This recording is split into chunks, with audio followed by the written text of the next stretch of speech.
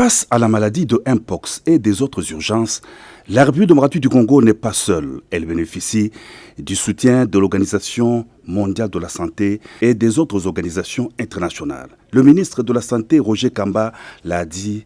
Il a conduit ce jeudi 29 août une délégation du directeur général de l'OMS, Tedros Adhanom, auprès du président de la République Félix-Antoine Tshisekedi Tshilombo. C'était à la Cité de l'Union africaine. On avait une réunion à Brazzaville pour l'OMS régionale et on a fini cette réunion. Il a décidé de traverser pour rencontrer le président, d'abord pour présenter ses civilités, mais aussi pour dire tout le soutien que les organisations internationales sont là pour accompagner la RDC dans toutes les urgences que nous rencontrons et aussi dans les perspectives des grandes choses internationales, comme par exemple le fonds sur les pandémies, pour laquelle il a demandé le soutien du président de la République.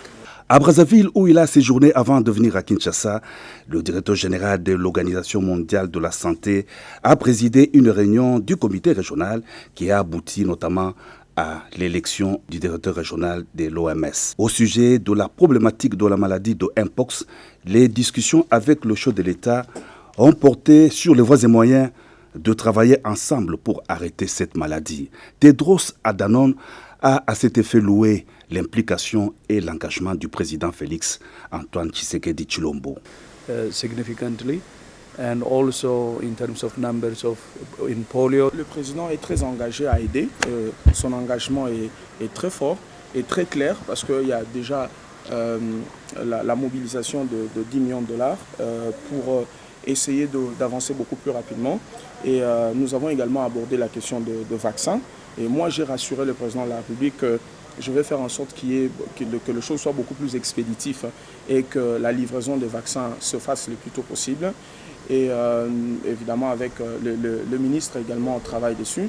Et que ce soit la Covid ou que ce soit la variole du singe, une chose est très claire, il faut qu'il y ait un traité de pandémie.